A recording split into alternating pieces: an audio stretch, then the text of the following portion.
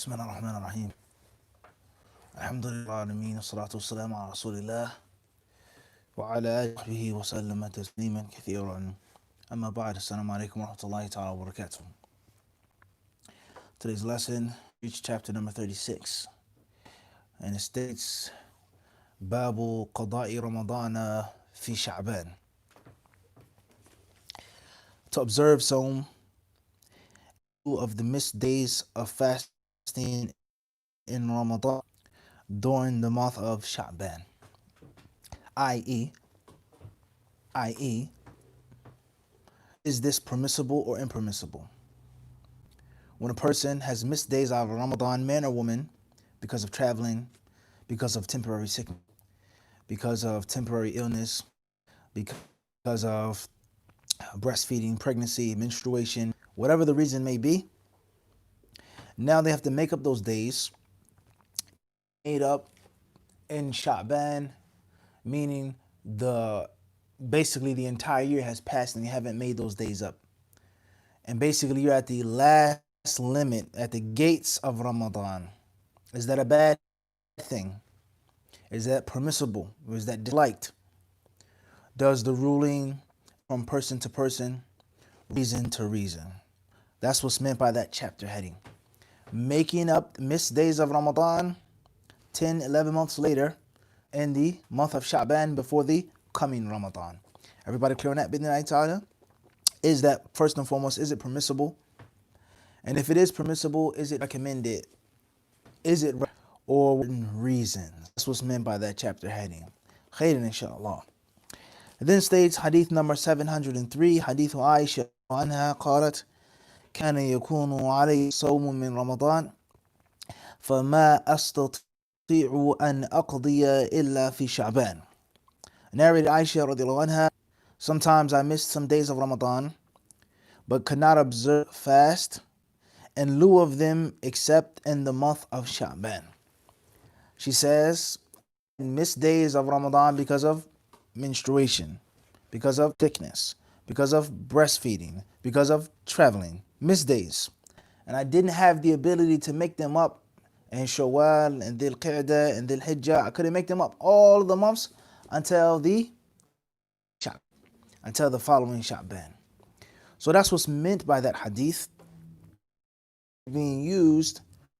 Is what Aisha radiallahu anha, what she's doing, is that a proof or not? Did the Prophet alayhi salatu wasalam know about her delaying her missed days or not? That's where the issue begins. Because this isn't the Prophet alayhi salatu wasalam telling her or instructing her or allowing her. It is one of the Prophet sallallahu alaihi wasallam's wives stating what she used to do. Did the Prophet know about it or not?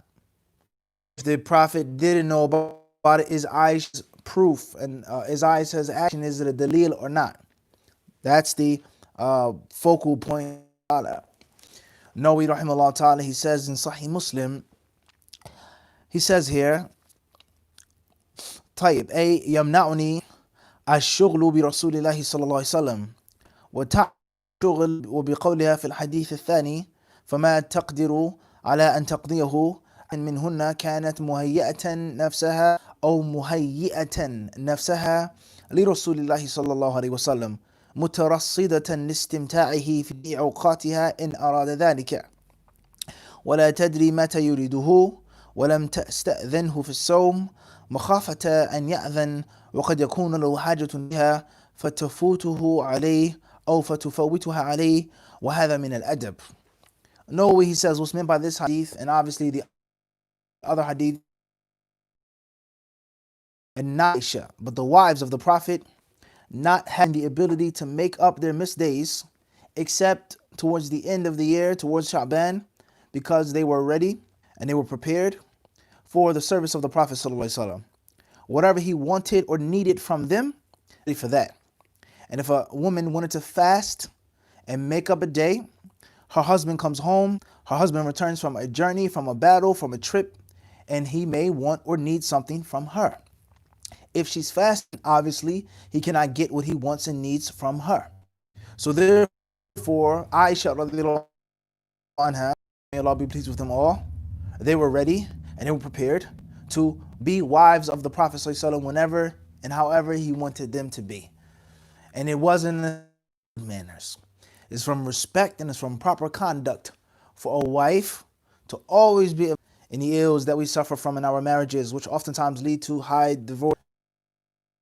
And it just keeps spinning, spinning and spinning and spinning and spinning. When he or she wants a need, or a person may ignore, maybe negligent, maybe nonchalant, or the husband or the wife may not prioritize properly. And obviously here we're talking about a woman and a wife, and the rule also applies to a husband and a man as well. But here's talking about a woman in which she does not prioritize fast, which is the haqq of Allah. But I have more time to perform haqq of Allah in light of me ignoring the haqq of my husband. And of course, there are some people, men and women, who it's not even the right of Allah. It's the right of the dunya. A daughter, okay, takes total precedence over the needs and wants of the husband or the needs and wants of the wife. So problems do arise like this, and this teaches us, and this shows us the tremendous status of the husband and how much of a haqq he has over his wife, and that there are certain times in which the husband's haqq is given precedence before the debt that's owed to Allah subhanahu wa ta'ala. Similar to khushu', similar to eating, when the adhan is called, when the iqamah is made, to eat the food, eat the supper before. Tayyib, khairan inshallah ta'ala. Moving forward. Nawawi rahimahullah ta'ala, he says regarding this issue, وَقَدْ اتَّفَقَ الْعُلَمَاءُ عَلَى أَنَّ الْمَرْأَةَ لَا يَحِلُّ لَهَا صَوْمُ التَّطَوُّعِ وَزَوْجُهَا حَاضِرٌ إِلَّا بِإِذْنِهِ. He says all scholars agree is that a woman is not allowed to make voluntary fasts while her husband is present unless he allows her. All scholars agree a woman cannot do this. She cannot fast on Mondays and Thursdays and her husband is there. If her husband is traveling, that's a different story. Her husband is away fighting in the cause of Allah, giving dawah, buying and selling, trading, he's incarcerated, whatever the case may be. He's not hadir, he's not there, then it is permissible for her to make voluntary fasts. And it's also permissible for her to make voluntary fasts if her husband allows. Her husband is home, he says, tafaddali, I want to fast with you. And so it's no issue. Okay? Or, don't worry, I'm busy, I'll be here, I'm doing this, you make your spiritual ibadah. Or, her husband says, I'll take the kids for the day, or I'm going to read, or whatever the case may be. La bas, I don't mind, you can fast. And inshallah ta'ala, once the sun has set, anything that I need or want from you, bismillah. Khair inshallah ta'ala. He says, so all of the scholars, they unanimously agree that this is unlawful unless he allows it with the condition that he's there. Now, one may ask, well, if the husband is home, he's not traveling, maybe he'll want or need something from her. So therefore, she should just wait until he's not there, just like with the Prophet alayhi salatu wasalam. And any time he comes or pops up or arrives, whatever the case takes place. Moving forward, this hadith and these hadiths and this fiqh issue, it also shows us the importance of intimate relations between spouses. And that is something which is crucially important. Not a sideshow, not something which is a footnote, but it's crucially important. A healthy relationship between husband and wife, man and woman, intimately. And that when a man doesn't get what he wants and needs, a woman doesn't get what she wants and needs, and there's no excuse or legitimate reason or whatever the case may be, problems will ensue. Problems will ensue. So a healthy relationship between husband and wife is very important in any marriage. And anyone who counsels people and says, oh, well, that's not important. Oh, that's just a small minor part of the connection and the relation between husband and wife. Oh, no, your husband, he's greedy, or your wife, she's greedy. No, that's, you guys can sit down and you drink tea. He's not keeping it real. And he doesn't understand the reality of life. Is sexual intercourse, intimate relations the only thing in a marriage? Of course not. Of course, there's much more than that. But that doesn't mean that you can scorn and disdain it and look at it as something so small and so minute. No, that is a major part of the relationship. The nature of the inclination towards a man, towards a woman, a woman towards a man. So you can't just ignore it and downplay it. And you'd be shocked how many husbands ignore their wives and their rights and their needs and their wants, and vice versa. How many women ignore the needs and wants of the husband. And you'd be shocked how the shaitan plays games and the different excuses that are made by the husband and the different excuses made by the woman. Or there's a lot of selfishness. When the wife wants her rights, then it has to be immediate, right now. As far as the husband, if he doesn't demand or ask, then it's you didn't ask me for them, so I didn't give you your rights. But if it was the issue of her rights, immediate demand. Drop everything, stop everything. And that happens on the other side as well with regards to men. I don't care what you're doing, who's there, who you're with. I want my rights right now and I need my rights. But she asks, requests, oh, I'm busy, oh, this, oh, I can't, I'm sorry. So we have to be balanced, we have to be fair, we have to be just. And when we go away from balance and go away from justice and we go away from that which is fair, the problems they come, the arguments they come, all right? People become irritable and they become irate and they become very difficult to approach, apprehensible, so on and so forth. طيب, moving forward, back to the fiqh issue. Nawawi rahimahullah ta'ala, he says, لحديث أبي هريرة السابق في صحيح مسلم في كتاب الزكاة وإنما كانت تصومه في شعبان لأن النبي صلى الله عليه وسلم كان يصوم معظم شعبان فلا حاجة له فيهن حينئذ في النهار. He says, and this is haram, according to all the scholars, based off of the previously mentioned hadith of Abu Hurairah and the book of Zakah. طيب, he says here, the reason why, and that's pertaining to obviously a woman fasting while her husband is present, and a woman giving charity from her husband's wealth, so on and so forth. طيب, he says, and the reason why Aisha radiallahu anha would fast in Sha'ban is because the Prophet of Islam, sallallahu alaihi wasallam, would fast the majority of Sha'ban. So there wasn't a great need or want of him or his towards her, because he himself was fasting most of the month. And it shows us once again, from one thing, we learn myriad things. Infinite things, 10,000 things. One fiqh issue, one hadith leads to another. So therefore, what is the fiqh of fasting in Sha'ban? Can you fast the entire month? Can you fast the majority of the month? The hadith that says, إِذَا انْتَصَفَ شَعْبَانُ فَلَا تَصُومُوا, when Sha'ban reaches its midpoint, then don't fast. Is that authentic? Was the correct sunnah with regards to the Prophet ﷺ abundantly fasting in the month of Sha'ban? So the Prophet ﷺ, he fasted so much in Sha'ban is that it was barely a time in which he wanted or needed her, meaning in the daytime. So therefore it was the most appropriate and suitable time for Aisha or other wives to make up their missed fasts, Moving forward.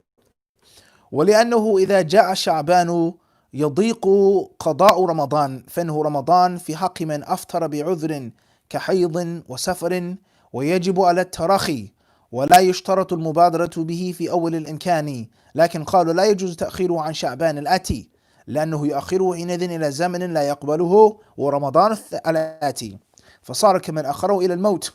وقال داود تجب المبادرة به في أول يوم بعد العيد من شوال وحديث عائشة هذا يرد عليه.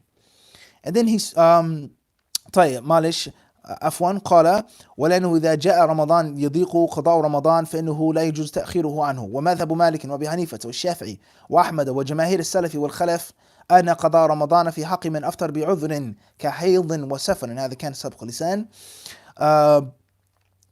يجب على التراخي ولا يشترط المبادرة به في أول الإمكان. طيب. Now he then goes on to discuss and speak on the issue of making up those days. You've missed 6 days from Ramadan, 5 days from Ramadan, 4 days from Ramadan. Do you have to make them up immediately in Shawwal? Or can they be made up later on? And if they can be made up later on, what's the cutoff point? The latest that they can be made in Sha'ban, etc. So he says here, Imam Malik, rahimahullah, Abu Hanifa, rahimahullah, Shafi'i, Ahmed, and most of the Salaf and the Khalaf, the predecessors and the later generations, and this obviously this book here, it shows us, this is Nawawi's book, Shafi'i, and other different orientations that he has or belongs to, is that the usage of the word and the term as-salaf isn't something which is made up. It's not made up. It's not something which is new. It's not something that just comes from a scholar. It doesn't just come from Ibn Abdul Wahhab. It doesn't just come from Ibn Taymiyyah. It doesn't just come from Saudi Arabia or the Gulf states, as many people think and feel, whether they're lay people, average Muslims, students of knowledge, or scholars or doctors or professors, those who know these books exist and they lie to the people, they hide information, they hinder men from the path of Allah, or those who are just ignorant and they can't keep their mouths shut and they have to talk and their mouths overrunneth with rubbish. They just talk about stuff. You can't say this not, oh, this is made up, this came from this place and that came from that place. All right, that's one extreme. And then there are those who go to the other extreme and they try to make something obligatory that Allah and His Messenger did not make obligatory. And they try to make something absolutely mandatory and incumbent, something that Allah and His Messenger did not make so. And something that many scholars, if not most of the scholars, didn't say and force upon the people. So there is a balance. And people oftentimes, unfortunately, we have to use the word, it's not my word, but people that use the word, a Salafi burnout. A Salafi burnout. Okay, they go so hardcore, so gung-ho, they become so fanatical, they have so much bigotry, they go so hard.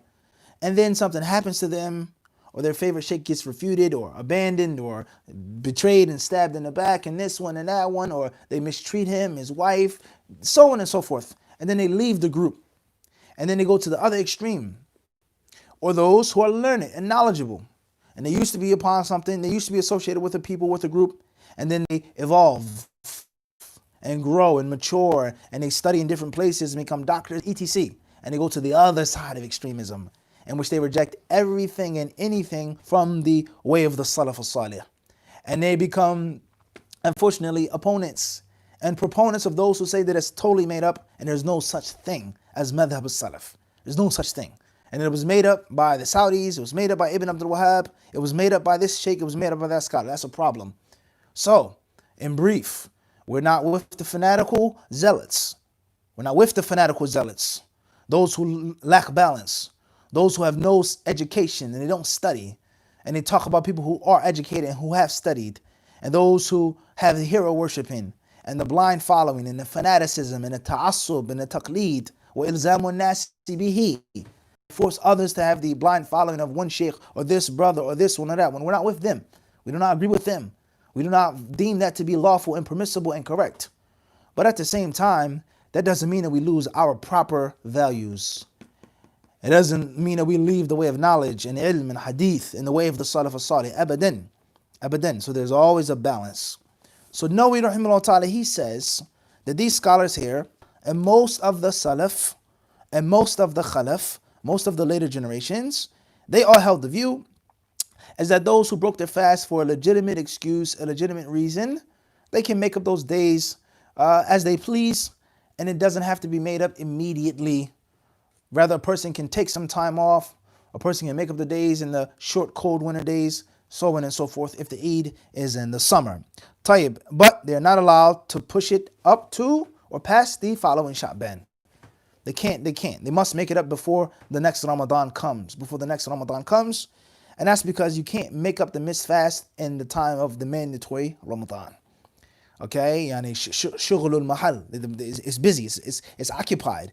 It's mandatory fasting. You can't make up the recommended fasting during the time of the obligatory fast. Of the missed obligatory fasts cannot be made up during the time of the obligatory fast. All right. Tayyib. He says, and he who does that, it is like someone who delays the fasting until death. Tayyib. Second view, other scholars such as Dawood, meaning Dawood ibn Ali al-Zahiri, rahimahullah, they hold the view is that a person must immediately make up the missed fasts after the Eid. As soon as one has prayed Eid in Shawwal, the next day they have to make up the missed fast from the month of Ramadan. Nawawi rahimahullah ta'ala, he says the hadith of Aisha rejects him. The hadith of Aisha rejects him. Obviously, that's going to be a discussion. Does the hadith of Aisha reject him? Is that the Prophet's statement? Is that the Prophet's acknowledgement? Is Aisha radiallahu anha's statement a hujjah, a proof? Did the Prophet know about it? Those are all masail usuliyah. All right, they have to be dealt with. But it's not just an absolute, simple, Aisha said and did something, so that means that opinion is wrong. La, doesn't mean that. Moving forward. قال الجمهور ويستحب المبادرة به للاحتياط فيه فإن أخره فالصحيح عند المحققين من الفقهاء وأهل الأصول أنه يجب العزم على فعله وكذلك القول في جميع الواجب الموسع إنما يجوز تأخيره بشرط العزم على فعله حتى لو أخره بلا عزم عصى. طيب. Now he says the majority of the scholars hold the view, furthermore, is that a person should rush to make up the missed days. One should rush. One should hasten. One should go forth and making up the missed days. And he shouldn't procrastinate. And he shouldn't delay unnecessarily and push them back unnecessarily. So listen carefully, and this goes to show you the precision of ilm. Diqqah, precise. Just because it's not obligatory to rush doesn't mean that it's not recommended. And it doesn't mean that just because a person says that you don't have to immediately make them up after the Eid, that they're promoting procrastination. Does not mean that they're promoting, procrastination. And of course, so many people, they're going to confuse and mix the two, like so many other issues. Whether it's the issue of the niqab, the hands and the face, it's not obligatory to cover the hands of the face. A scholar says, a student of knowledge says, that does not mean that scholar or student of knowledge is promoting women to go outside with their hands and faces uncovered. It does not mean that. Rather, it's a legal issue. Just like a court, the judge, the lawyer, the prosecutor says, I believe that he is guilty. No doubt about that. Rather, I know in my heart that he took that man's life. I know it. But I don't have the proof to prove that. I don't have the evidence to show that. So therefore, as he said, if the glove don't fit, you got to acquit. That's the bottom line. Proof and evidence. So scholar says that there is no proof and evidence to state that a woman must cover her hands and her face in front of non-mahrams. She does not, and that's my view, that's my opinion, and I want to stand by that. But it doesn't mean that my daughter and my wife go outside and their hands and faces are uncovered. Everyone understand the difference? There is no connection between the two. And unfortunately, layman people, they mix the two, and students of knowledge and scholars who behave like laymen, they do the same crime. And they do that which is called khalq. They mix oranges and apples. The person says it's not haram to go and sit with this person. I never said it's recommended to go and sit with him. It's not haram to teach in this masjid. You can go, but I never said that everyone should do it. Don't mix oranges and apples. And the same applies to any issue in Islam, jihad, takfir, and the list goes on. This isn't obligatory, this isn't such and such, this person isn't such and such, but it doesn't mean that I'm supporting the opposite. It does not mean that. Or a person may say, I believe that this person isn't a Muslim anymore. I believe that they have apostatized from Islam, they've left Islam. But it doesn't mean I'm promoting for the people to go in the streets and the people to do this and do that and lose their lives recklessly without the proper preparations, so on and so forth. So be careful and always be precise. And one of the most important guiding principles of the sciences of hadith is precision, scalpel precision. Don't mix things that are not to be mixed. Separate the things which should be separated. So he says most of the scholars, they say that it is recommended and not obligatory, but they do encourage it. And that is out of precaution. As far as if a person delays those missed days, then the scholars, they differ on what is the ruling on that, if they delay them. As far as the view that Nawawi considers to be correct, he says is that a person must have the determination. A person must be resolved and resolute to do it, even if they don't do it. But the intention must be there. Inshallah, I'm going to make up the days. I'm going to do it. In a month, a week, days go by. Versus a person saying, whenever. No big deal, no biggie, no issue. So there's azam, person being resolute, resolved upon doing it and making it up, versus a person having no resolution, no resolve whatsoever. Understand the difference? And subhanAllah, this is a golden principle that applies to so many other aspects of life.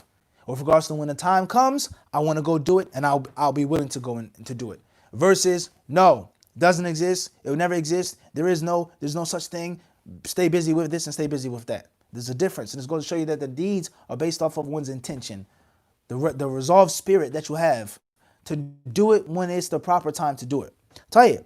He says here is that a person must be determined to do it, and this is regarding any type of missed act of ibadah, in which is not restricted to a limited period of time. As for those who delay these things and they don't have their resolution, then they are disobedient. They've disobeyed Allah subhanahu wa ta'ala. وَقِيلَ لَا يُشْتَرَطُ الْعَزْمُ. And others, they say a person has to make them up and there's no requirement for them to have resolution. وأجمعوا أنه لو مات قبل خروج شعبان لزمه الفدية في تركه عن كل يوم مد من طعام. هذا إذا كان تمكن من القضاء فلم يقضي. فأما من أفطر في رمضان بعذر ثم اتصل عجزه فلم يتمكن من الصوم حتى مات فلا صوم عليه ولا يطعم عنه ولا يصام عنه. ومن أراد قضاء صوم رمضان ندب أو طيب, moving forward, he says here And the scholars also unanimously agree is that if someone dies before Sha'ban goes out, before the end of the month of Sha'ban, then he must pay the fidya. The feeding must be done. The feeding must be done. And that is every day that he missed, a mud, 2 scoops of dry grain food, they have to be given to someone who's poor and needy. And this is for the one who had the ability to make up the days. The one who had the ability to make up the days. As far as the one who had a constant excuse, it was perpetual. The same thing applied from Ramadan all the way to the next Sha'ban, then they don't have to pay no fidya. And if when they die, nothing is to be taken from their wealth. There's no food that has to be given on behalf of the deceased, and no one must make up any days for that dead Muslim.